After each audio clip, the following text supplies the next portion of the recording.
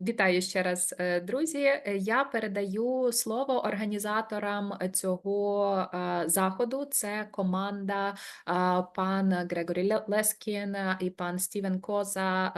Для нас створюють неймовірну можливість слухати провідних спеціалістів у сфері психології і психотерапії вже багато місяців, і ми дуже вдячні їм за цю роботу. І сьогодні вони представлять нам нашу лекторку Abigail Gewirtz. То я передаю слово пану Грегорі.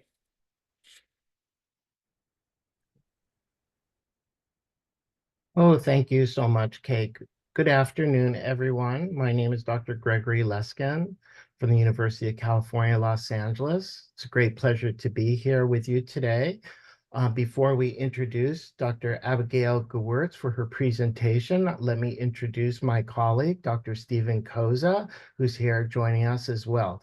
So good morning, Dr. Koza. Thank you, Greg. It's great to be here. We have a terrific webinar training with Dr. Gewirtz. So let me just take a moment to introduce Dr. Gewirtz to you, and then I'm going to hand things over to her. Dr. Abigail Gewirtz is a clinical psychologist, mother of 4, leading expert on helping families cope with trauma, and is the author of When the World Feels Like a Scary Place, Essential Conversations for Anxious Parents and Worried Children. She is foundation professor in the psychology department at Arizona State University. Dr. Gewirtz has worked as a clinician, researcher, program developer, and trainer of providers, and is the author of more than 100 publications.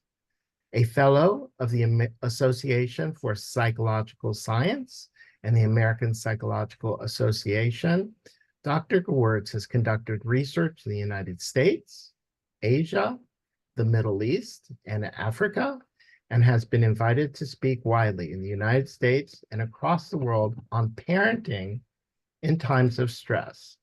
It is such a great pleasure to hand the mic over to Dr. Gewirtz for her presentation. Before I do, I want to thank Kate for organizing today's webinar, and the translator, Irina, thank you for your support. And without further ado, here is Dr. Gewirtz. Thank you. Thank you, Greg. I appreciate the kind introduction. It is really a pleasure to be here with you today. Before I introduce myself, I just want to say that Greg and Steve, Drs. Leskin and Koza, have been very dear colleagues over a long period of time. We are all members of the US's National Child Traumatic Stress Network. And we've had the opportunity to think about how to develop and deliver resources to families affected by traumatic stress. In talking with Kate today, just right before the presentation, I shared that one of the things I would really like to do is to hear from you about what your needs are in serving families during this really difficult time. And so what I'd love to do is encourage you to think about your questions and to put them in the chat, and maybe we can sort of stop at certain junctures, Kate, and you can, or the interpreter can tell me what people are interested in hearing. Or you can simply, if you feel confident speaking out, to please just unmute yourself and ask questions or raise issues that you'd like to talk about. I have 2 things that I would like to discuss with you.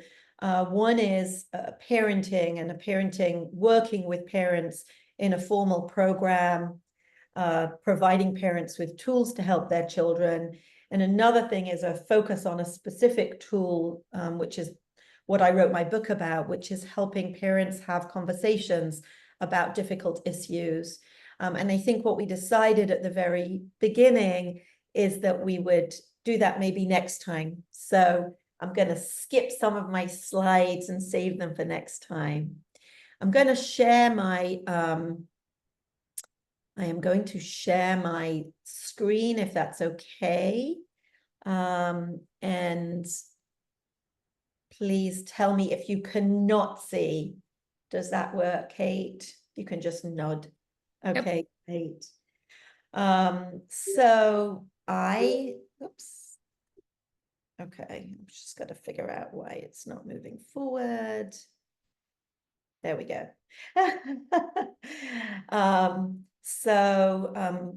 By way of introduction, my name is Abby Gewirtz, or Abigail is my full name. I am a professor at Arizona State University, but I also have an appointment at the School of Social Work at the Hebrew University of Jerusalem. And I spent half my year from February to August in Israel. And so I am familiar with war and trauma. Many of when I came back to Arizona just recently, after my semester teaching at the Hebrew University, one of my friends asked me what it's like to come back. And I said, it's a little bit jarring because in Israel, I always go to bed thinking about what I'm going to wear in case there's a siren in the middle of the night. And I don't have to think about that in Arizona.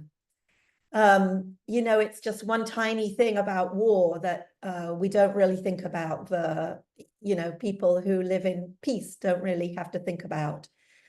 And that is just, I would say just touches the surface. It's a small, tiny thing.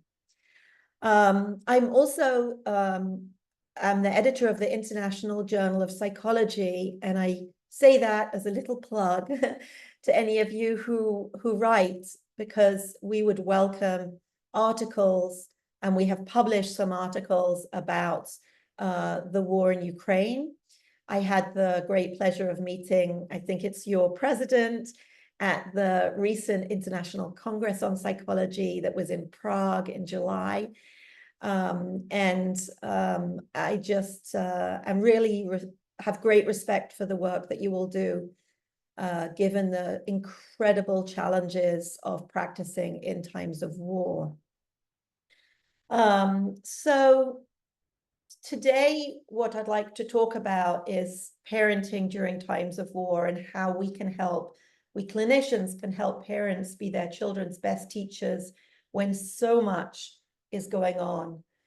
I'm going to talk a little bit about a program that we developed for families exposed to war, and we've tested it over the last almost 15 years. What I'm not going to talk about today is that last bullet, essential conversations for anxious parents and worried children. I'm going to take another, I'd be happy to come back to you if you're interested to talk a little bit about that, because I think that deserves maybe a session in and of itself. And Kate, please, interrupt if people have questions. I prefer for us to talk about questions during the presentation as they come up than to wait until the end. We have a decent amount of time. We have about half an hour for the presentation plus 15 minutes for questions and discussion. So any questions that I can't address today, I'll take back with me and we can talk about next time. But this is what you see in front of you is not a map of Ukraine. It's a map of Israel, and it's something I prepared for a different presentation. But I think, and you all know better than me, that there are various types of traumatic exposure during wartime. So I use the example of October the 7th, which was when Hamas attacked that small strip that you can see on the bottom left with a black line around it. They came from the Gaza Strip, and there were people who were exposed directly to the terror and the horror, and you have that over a long period of time, people who have been directly exposed to the horrors of war. But you also have ongoing displacement of people, either within the country or leaving the country, and that upper line, upper black line, shows the north of Israel, which has been continuously under bombardment, and there are almost 100,000 people who are internally displaced, and you have many more than that. Of course, everybody knows somebody who has a family member who was killed or injured, and many people are deployed. They're soldiers, they're serving in the war.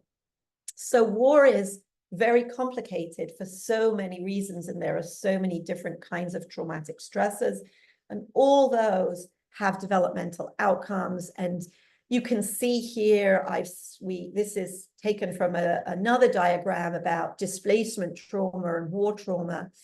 But we know that these wartime stressors have developmental impacts on children due to the pile-up of different stressors in different combinations. And those can, for example, negatively affect children's ability to regulate their emotions, to process emotions, to develop what we call executive functioning, and also they have direct impacts on children's cognitive functioning. What we know, I'll just say about parenting in general, is that parents are their children's best teachers. And you know this better than many other people. Children don't have easy access to mental health professionals. We mental health professionals, we clinical psychologists, are subspecialists. The number of children who reach us is far smaller than the number of children who need us. But many children do have access to parents. And so if we can provide parents with skills they need, then we can really do a lot for children's mental health. I put up on this slide just some examples of things that parents need to deal with during wartime. Of course, the uncertainty and the danger. And I think the uncertainty and the lack of knowing what's happening next, who's going to be on the front lines next, when the next shelling is going to happen. Those kinds of things are very difficult, because what keeps families stable is routine. And in wartime, routines are so disrupted. And so right after October 7th, I gave a webinar at the Hebrew University, and one of the people in the webinar, who is also one of my students, she's actually Ethiopian, and her husband was immediately called out, and she has 3 young children under the age of 4. And she said, when my husband was called to serve, I felt so guilty for my children that he was gone. And I let them sleep in the bed with me, and all our routines went out of the window, and it was very difficult. And she realized over time that actually reinstating some of the routines was so helpful. It made her feel more in control in a situation in which she had no control. And it helped the children, because for children, if we feel like we need routines, children are creatures of habit, precisely because they have so little control over their everyday lives. And so dealing with the uncertainty of war, parents are sort of a buffer or a bulwark against the terrible uncertainties and dangers of war. And that is the challenge in helping parents, to help them feel that they can do things for their children, even when they themselves are dealing with these bigger, terrifying existential issues. Loss and dislocation, you are so familiar with it. I'm not going to talk so much today about how and what to share with children in dealing with big emotions. I'm going to save that for the next time we talk. I'm going to pause right there and ask Kate, or if there are any already emerging questions, or you can feel free to also interrupt. All good? Abby, No questions. Sorry, I was go gonna, ahead. I'm sorry, Kate. I was just going to pose a question, and one of the things, and thank you so much, this is really wonderful, and particularly your perspectives, having recently been in Israel and, and being in situations that are very similar to what our Ukrainian colleagues and individuals there are experiencing.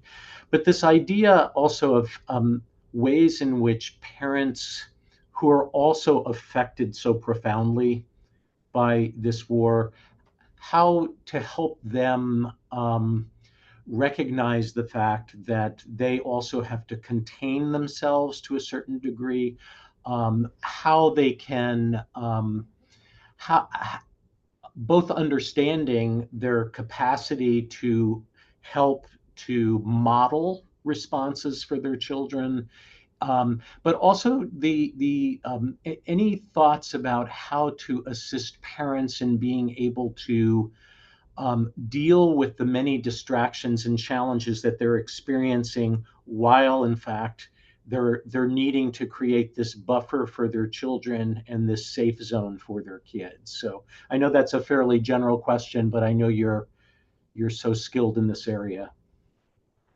Thank you, Steve. That's a really, important set of questions.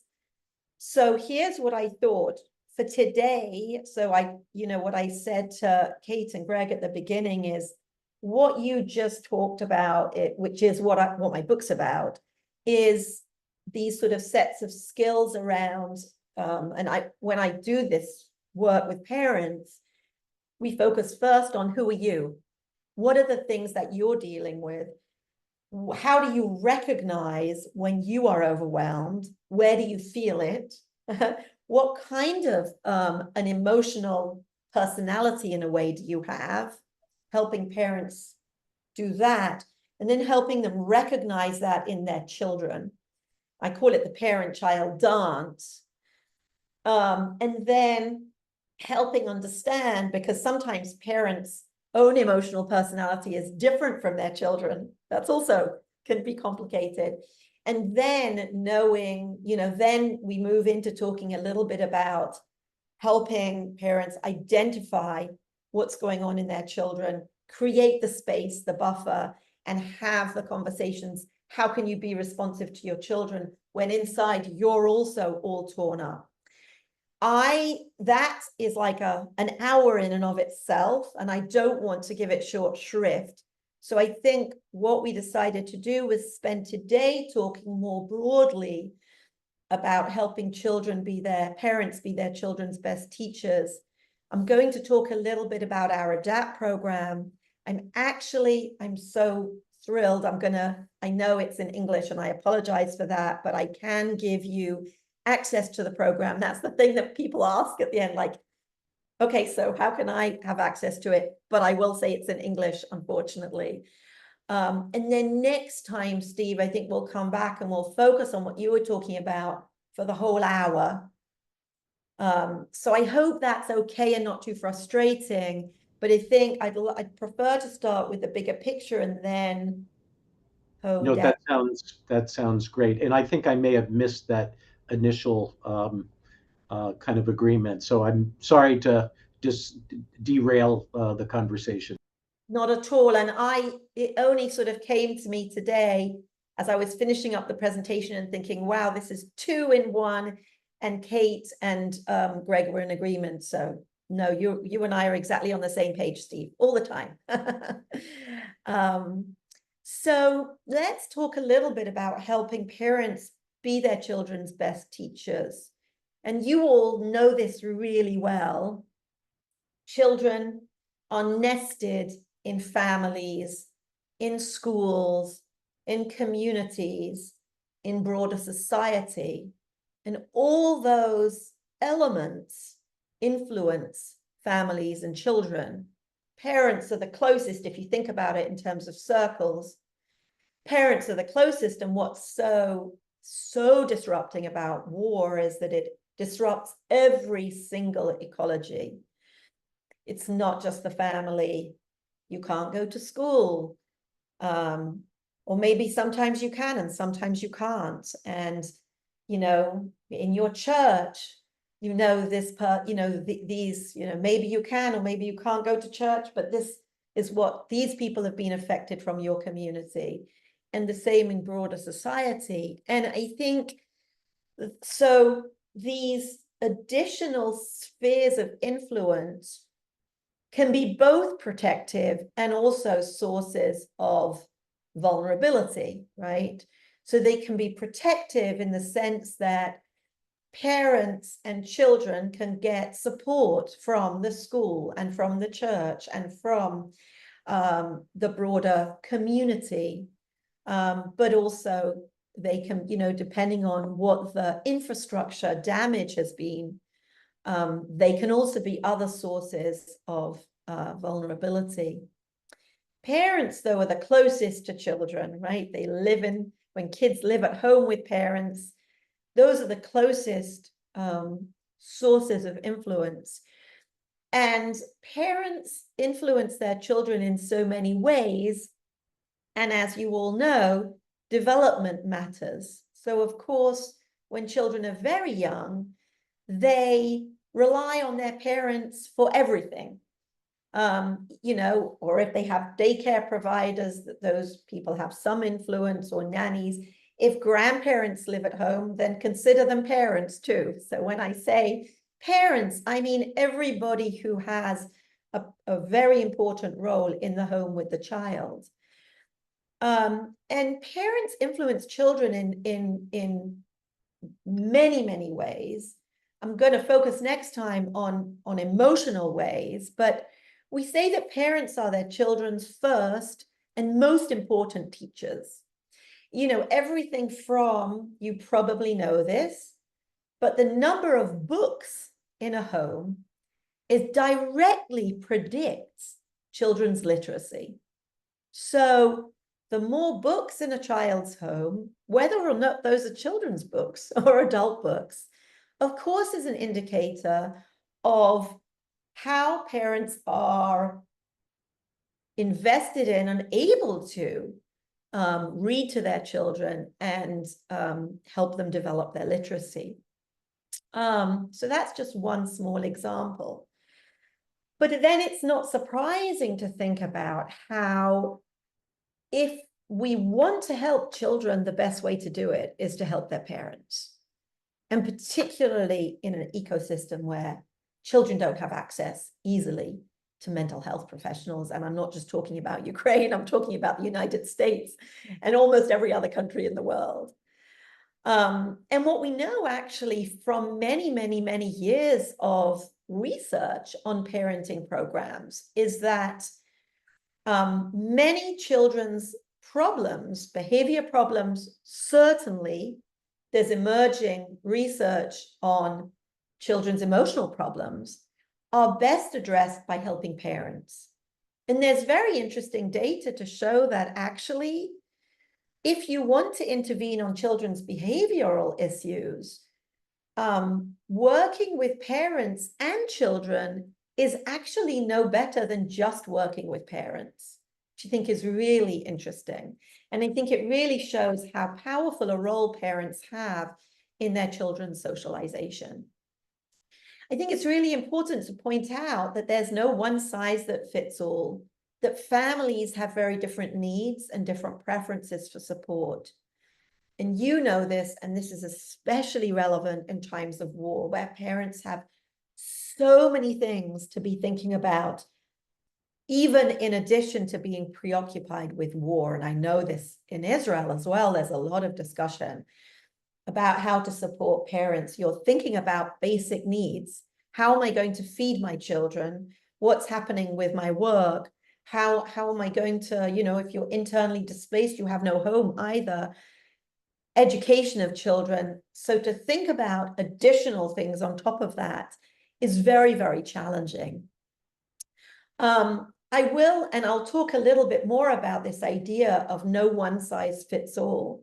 The good thing, I think, and of course, Kate, you mentioned power outages, and even, in the world where there's, in countries where there's no concern about war, and in countries that have a lot of resources, we think about technology as we take it for granted. And when we think about the things that we can offer parents, we're increasingly relying on technology as a way to do it. And of course, you know, you can't always rely on technology in the situations that you are in. But I just want to put on the table that we want to be thinking about resources that go from face-to-face interactions, whether it's one-on-one or in a group, telehealth, which I'm sure many of you practice, like we're doing now, whether it's with one parent or in a group of parents, and what we call self-directed online programs. And I'm going to show you an example of one of those, a program that we developed, where parents can go on at their own time and in their own pace, whether it's late at night and they can get some tools for themselves, whether or not they also have an opportunity to talk with a clinician. I will just talk about evidence-based practices. I am sure you know that we now have pretty good knowledge about what works, what's effective, and we in the US have had the luxury of being able to spend a lot of money testing programs with randomized controlled trials. And what we know is that when you invest the money up front in these programs, you get a good return. So these are not necessarily quick programs to implement or easy, but we know that they save money over the longer term in terms of fewer days that children are truant from school or absent from school, less mental health services via inpatient, things like that.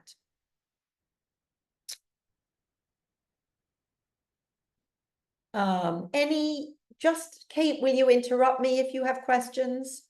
Okay, great. So what we know from the parenting programs that we have is that parenting programs not only improve children's adjustment, but they also improve parents' well-being. And if you think about why that might be, it's because when parents feel like they are able to be effective for their children, they feel better too. And so, for example, we tested a program for military families in the United States. I'll tell you a little bit more about it, and I will just say, of course, in the United States, for military families, war is very different. It is not fought on the soil of the United States, and that makes a huge difference. So that is when soldiers from the United States are sent to, in the most recent cases, Iraq and Afghanistan. That is very different from when a Ukrainian family is living with war, in a war, in the front lines themselves, and it's the same in Israel to a certain extent. But what we have found is that when you rigorously test a parenting program, that program, by improving parent self-efficacy, also reduces parents' own PTSD, their suicidality, and their own depression. And I can certainly talk a little bit more about that. There is some evidence that even PTSD treatments for children do better if they include parents, and this is for children diagnosed with PTSD.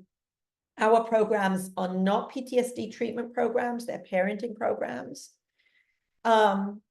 What's interesting, if you think about programs that focus on parenting, those are for the most part prevention programs. So the goal of parenting programs or interventions is to prevent children from getting mental health problems. Those are different from treatment programs that treat children's PTSD, for example. What we know about prevention programs is that they show cascading and stronger effects over time. Whereas with treatment programs, what you see is the biggest effects happen during the treatment and immediately following the treatment, which is what you would want.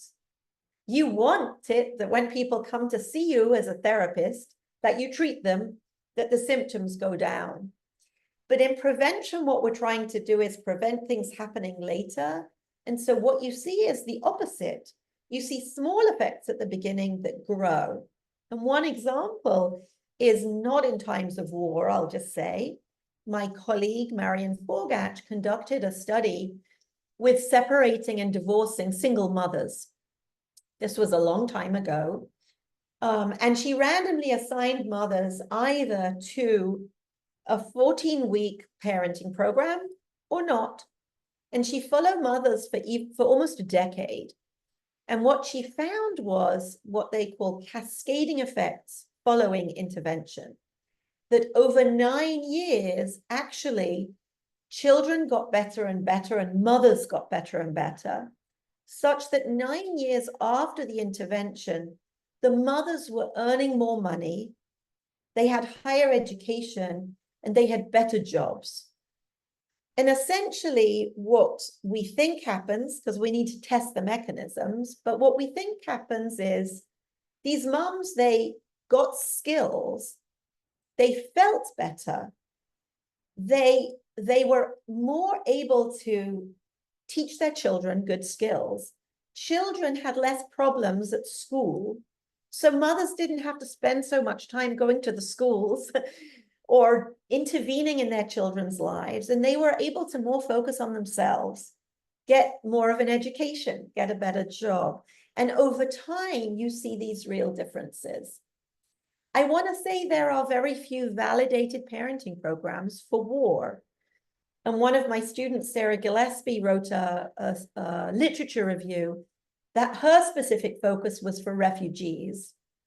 But I will say that there are a few, but not many. Most of those programs have been done. Our program in the US is a little different because it's for parents where a spouse or a parent or both parents went to war in a different country.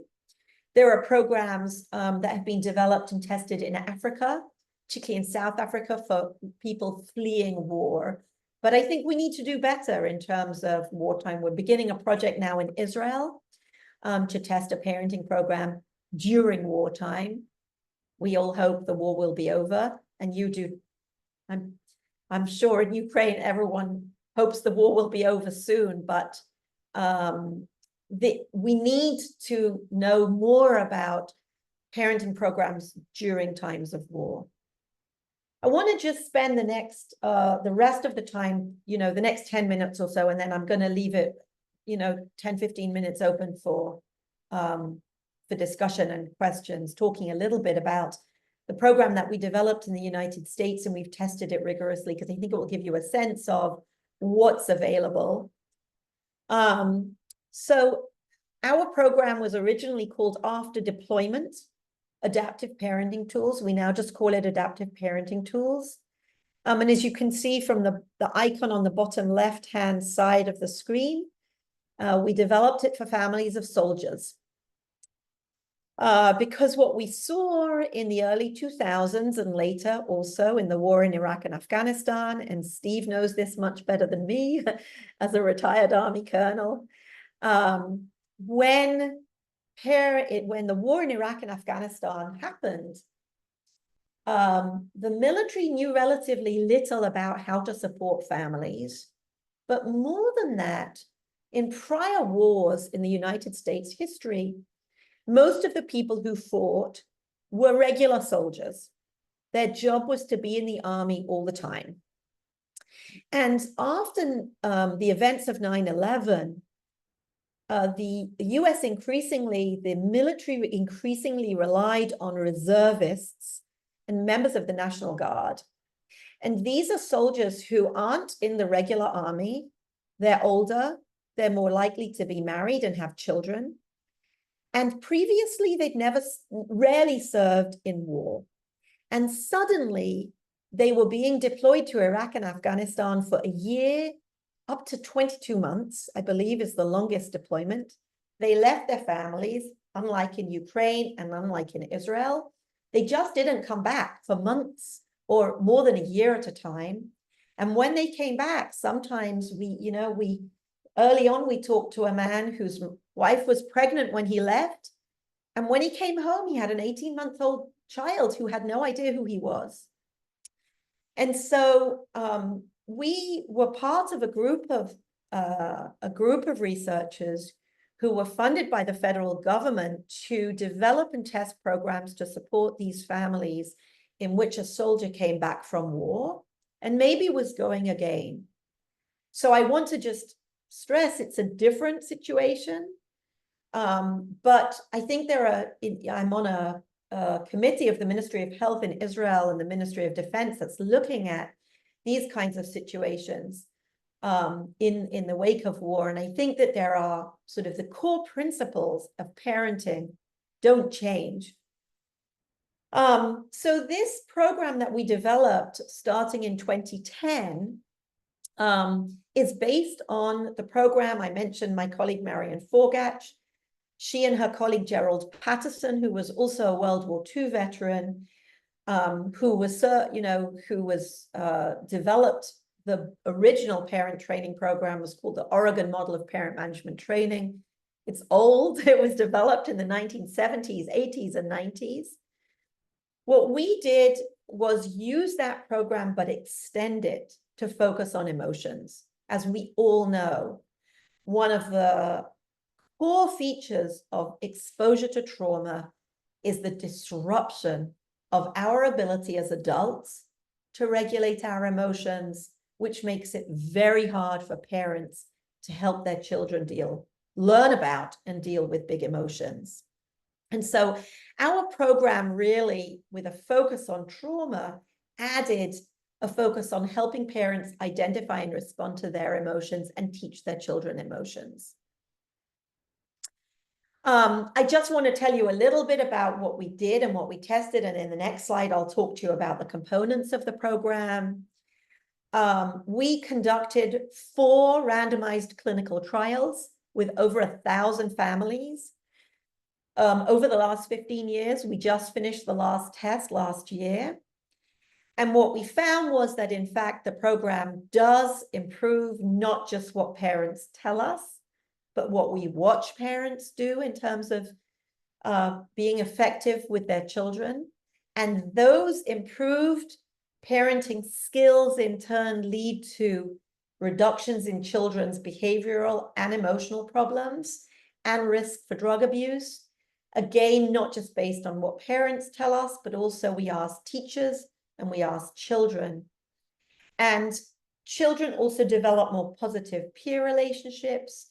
And what we see, and I mentioned this to you, is as a result of parents feeling more confident with their children, you also see reductions in depression, suicidality, and post-traumatic stress symptoms. Interestingly enough, and again, test it, sort of when we test this in Israel in a very different context, we'll see if it's the same. The program directly reduced mothers' post-traumatic stress disorder symptoms and indirectly reduced fathers through parents' efficacy. So we'll see if it's, we were very surprised that the program directly reduced mothers' PTSD because, like I said, the program is not a treatment for either adult or child post-traumatic stress disorder. I'll tell you a little bit about the skills, and then I'm going to stop so that we can have some time for discussion. But I'm going to show you how you can access the program yourself if you would like. And so we have 6 core skills, and we call these tools. We say to parents, these are tools for your toolbox. And if things are working, then you have the right tools. But if you want to try some new tools, here they are. And the tools are positive involvement, enjoying being with children. And I think when we are parenting, whether we are parenting in times of war or peace, parenting is a stressful job. And sometimes we forget to enjoy our children. I'm a parent of 4, and I remember when I had 4 children under the age of 8, it was all I could do to get through the day. If you said to me, enjoy your children, I would say, if my children left the house to go to school with their shoes on and their lunch packed and dressed, that's success. So in taking time to enjoy children, effective discipline, especially when we are under terrible stress and danger and threat, it's very hard to remember to take the time to remember what discipline is all about. And so limit settings, effective limit setting, not using physical discipline, and helping parents to have a strategy for disciplining their children, which is what we teach, or a set of strategies is really a cool tool. We teach that later on in the program because we want parents first to learn to teach their children using encouragement. And teaching through encouragement involves helping parents notice what their children are doing well, learning how to teach them, starting from giving them an effective direction. We often say, hey, why didn't you do this? I told you to do this a long time ago. What happened? Instead of, Julia, put your shoes over there now, please. So that's actually the basic skill we teach after we help parents set goals. And that leads into teaching children routines and series of behaviors, and helping parents identify and reward using whether it's nonverbal or verbal or tangible rewards. We also teach family problem solving, which is a really important skill that children all need to learn, using things like family meetings. We teach parents about monitoring and supervision, which I think takes on a whole different level in wartime. And how do you monitor children of different ages? How do you, I think in your situation in Ukraine, how do you balance children's need for independence as they grow older with the need for safety? And then finally, emotion socialization, which, like I said, we'll spend a lot more time talking about next time. And these skills build on one another. And so what we do is we teach them and we provide opportunities for practice. We have the program. Our program is available in face-to-face groups, one-on-one, in telehealth, like groups of families on Zoom, and also in the self-directed program, which I'm going to quickly show you. The core features are, and you know this because you're psychologists, that if we want people to change, they have to practice. And so practicing is really a core feature of the program. And we talk about the 5-to-1 ratio. Catch your child doing something good 5 times for every 1 time you need to correct them. And we have very positive raps. Shine the light on what you want to grow. You want to teach your child a skill, shine the light on what they do well and help them grow that. And then we have mindfulness activities, we call them noticing activities, to help parents regulate their own emotions and ultimately help them help their children with emotions. I'm going to skip all these. This is a preview of what we're talking about next time, and say thank you.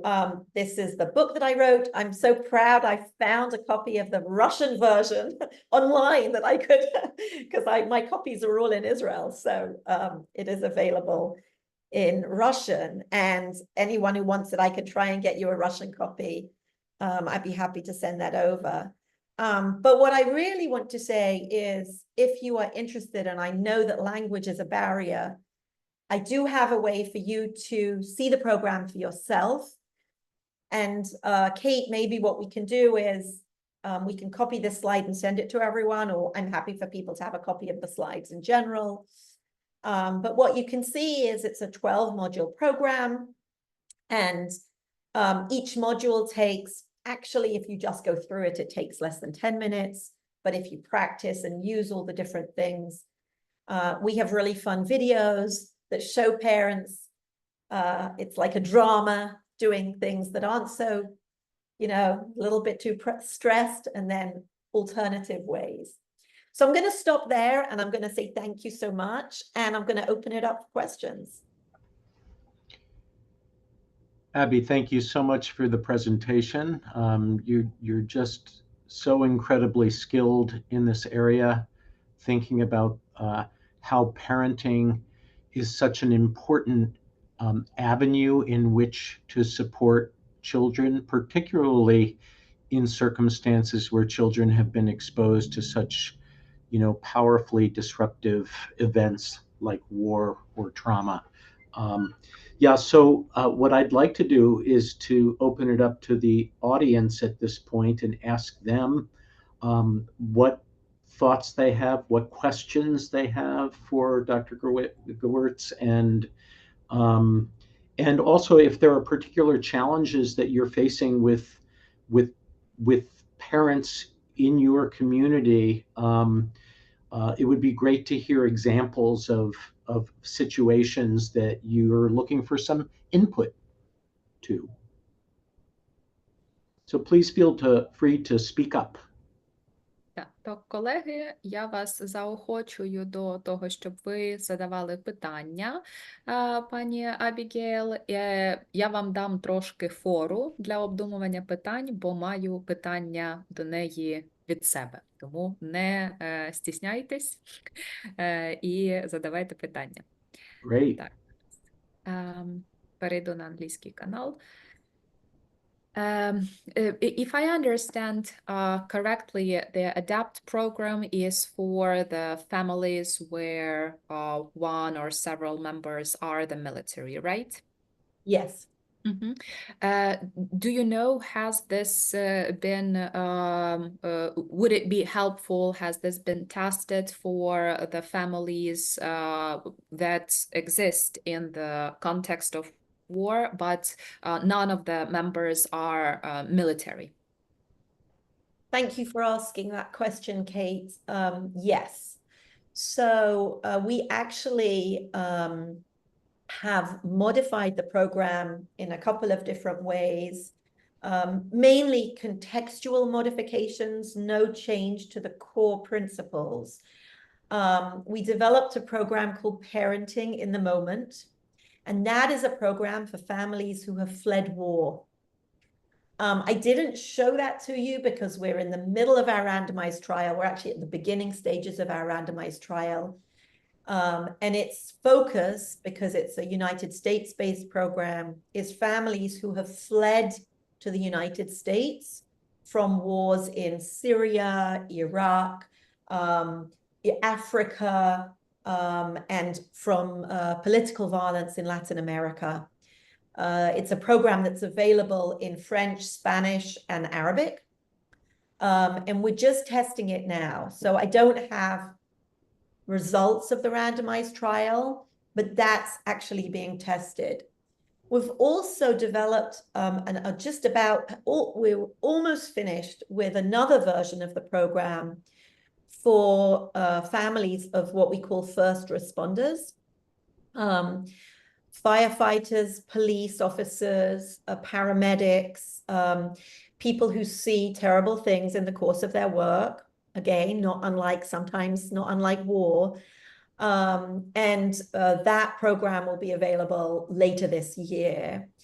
And in Israel, like I said, we're testing the program for families in general, not necessarily families of soldiers, but in Israel, like Ukraine, every man up to a certain age is called to duty. And so I think that's probably the most similar context where there's not really a distinction between soldiers and, not like in America where only 1 in 100 people are in the military.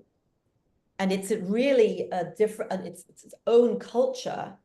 I think it's much more bound up in the national, certainly now in Ukraine, identity and culture, and certainly that's the case in Israel.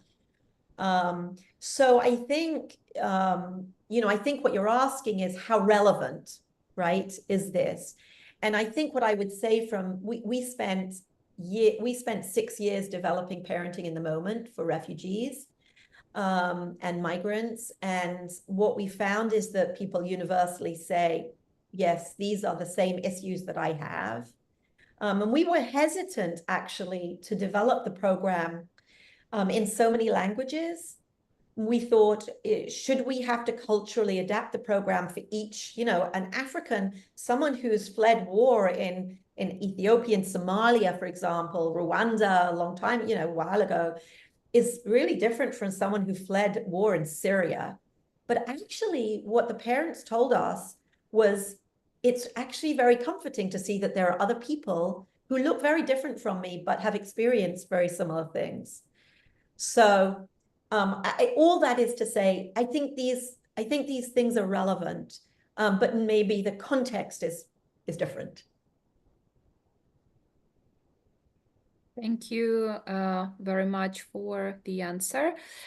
So again, if I understand correctly, because those modules of parental skills, they look very like, I mean, any parent would benefit, parent would benefit from those, you know. So yeah, it was just like how specific is like this particular ADAPT program to the military? Can it be used by us, like with some skills training settings, when we work with non-military families?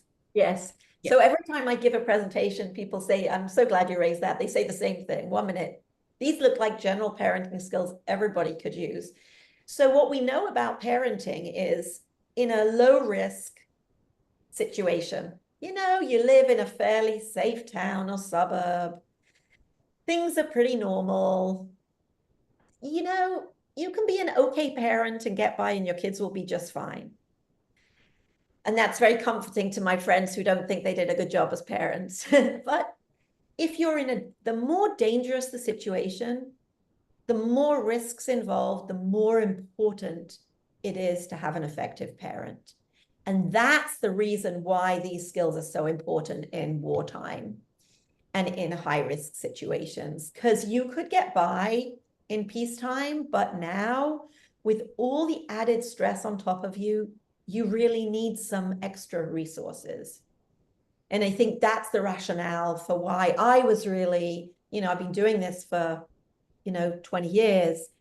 I felt very compelled to develop these programs for families affected by trauma, because trauma really adds a layer of stress that, you know, you might not need something, but now everyone exposed to these kinds of awful things just needs a little bit more, like the Americans would say, a little bit more fuel in your tank. Yeah, exactly. We have a question in the chat from Anna Lubachkina. She is asking if this program has age limits or age limitations in any way. Oh, Anna, I'm so glad you asked that question. I often get through a whole presentation and forget to talk about the age range. This is for school-age children primarily. You can go as young as 3 or 4. It's really not an early childhood program, but there are some good early childhood programs, and I think Steve and Greg know of them. It goes up to 12, 13, 14. It's not really, you'd really need to tailor it for adolescents. And that is because once children become adolescents, the influence of parents wanes, and other young people become very influential. And so really, this is this focuses those transition to school from kindergarten, you know, pre-kindergarten, 3, 4, up to, like, I would say 14 max. For example, we teach timeout as one discipline tool. And mostly people don't use timeout over the age of about 12. And so we have other tools for older children. You see them, you won't see them in the videos. We teach them in the groups when we have older children. They're things like work chores as a tool for limit setting. So we have those tools, we can go older, but the testing of the program has primarily been done with that age range. Thank you for your answer. And we have another question. Well, it's not a question, more of a request. So Olena Dubovik is saying that she is really grateful for the meeting, and she would be grateful for the book and the detailed acquaintance with it, and that there are a lot of actual and important questions that were brought up today by the lecturer. Many thanks. Oh, for sure. And Kate, maybe you could put, or someone could put an email in the chat that I could send information to. And then I can ask for an address, and I can have the people in Jerusalem send a copy of the book over to you. Yeah, I could. You could send it to the NPA, so the same letter thread that we have on Google. Okay. Just or to Stephen or Greg, and they would pass that to me. And I will just put it in the same Google folder with the recording and the slides. And I don't know if it's available online in Russian, so as an ebook, but I can find out. That would be even, yeah. Okay, if not, then we just leave the name of the book and people can find it somewhere. We have a lot of pirate websites in here, especially if it's put into Russian. I love it. Abby, I know that you may have a time limit today, and we're at noon. So are you sort of needing? Do we need to be finishing up? 10 minutes, Steve. Okay. I can take 10 minutes. Okay, great. Perhaps there are other questions. The one thing that just struck me as you were talking, that just this idea of the importance of self-efficacy for parents. That developing skills, or maybe being reminded of their capacity as parents. I think, and maybe you could speak to this a little bit, but I do think, certainly with our military families, there are times that people were so overwhelmed by the stresses that they were experiencing that they became de-skilled in their parenting because there was so much going on. But this idea of either providing new skills or reminding them of the skills that they have in ways that they can use. Just the power of that as it impacts not only the children, but the mental health of parents. That was really such an important point that you made. I will just interfere for a very short message. I'm really sorry, but we have informed our interpreter of a 1 hour work. So if if we can keep, I'm really sorry because this sounds like a very interesting question, but if we can maybe wrap it up after this question and give more floor to Abigail next time, because I really wouldn't want I would want to let our interpreter go. It's 1 hour is kind of like what a limit of one person usually does. So I'm really sorry, but thank you. No, that's okay. We so totally understand. Abby, did you any other closing comments you wanted to make today? Just to reinforce what you said, Steve, it's so important. Parents often just feel as part of the stress of war. They just feel like they're falling apart. There's too much. And I think, it's even, I would say, not so much teaching parents new skills as reminding them of their own, what they have, their reserves, so, and I think that's so important. And I think that's part of our role as psychologists as well. And I just want to end by saying, thank you all so much for the work you do. It is really life-saving work, and it's so important. And that's it. Thank you. Thank you, Abby. Kate, did you want to close things up?